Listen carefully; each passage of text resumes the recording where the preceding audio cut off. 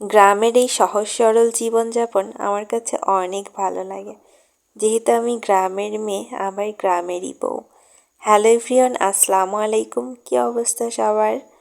আর আজকে বিকেলবেলা করে আমি আমার ননদ আর ননদের পিচ্ছি মেয়েটা চলে আসলাম শাক উঠাতে। আর আজকে হচ্ছে বেতে শাক উঠাবো। আর দেখুন কি একটা অবস্থা, আমি যখন সাজ খুঁজে পাইনি তখন হচ্ছে একটা বড় সরপোষ নিয়ে চলে এসেছি শাক উঠাতে। আর এই যে আমি ছাড়াও আরও অনেকেই শাক উঠাচ্ছে। আর গ্রামে কিন্তু এই জিনিসটা অনেক মজা লাগে, মানে সবাই মিলে একসঙ্গে গল্প গুজব করতে করতে শাক উঠানো, তারপরে সেই শাকটা আবার সবাই মিলে একসঙ্গে বসে মানে বাছা অনেক মজার। আর এইটা হচ্ছে শিমুল গাছ, তো অনেক সুন্দর লাল ফুল ফুটে আছে পুরো গাছটা জুড়ে। একটু ভিডিও করছিলাম।